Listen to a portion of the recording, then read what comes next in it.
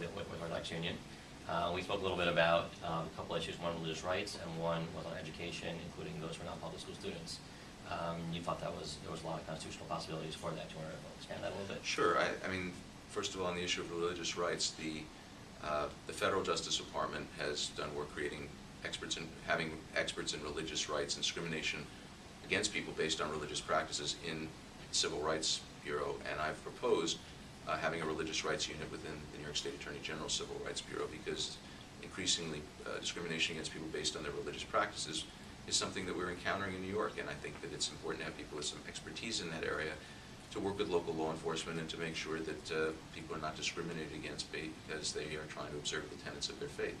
And as far as education goes, I think that we are tremendously reliant in New York on the work of non-public schools. We have a lot of many students there. It's an increasing number, and we have to do everything we can do. And as Attorney General, I have the obligation and the opportunity to provide opinions dealing with the constitutionality of providing funding for programs that would be run in public schools, for whether it's transportation issues or physical education or secular education, to non-public schools. And it's something that I look forward to working on.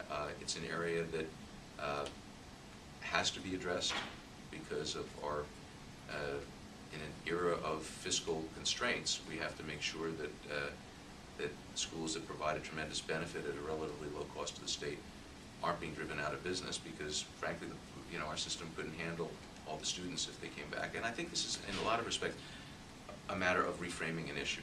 And I think this is the principle that underlies my proposal for a religious rights unit as well. Religious observance has to be seen as a civil rights issue, not as an issue of people trying to exercise options or just a matter of taste. I don't want to go to this school, I want to go to that school. And I think a lot of people in New York State do not understand it as a civil rights issue. Certainly to me, and as Attorney General, and in the opinions I issue, I'm going to deal with it that way.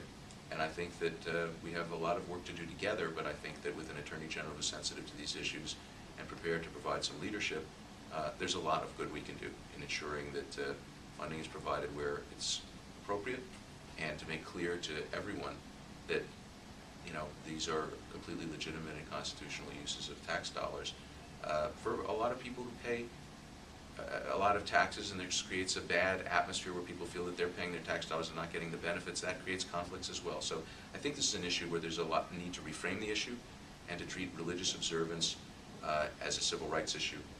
And I'm very excited about the possibility of implementing this and working on this with you as Attorney General. Thank you. Good luck, Senator. Thank you very much. All right, gentlemen.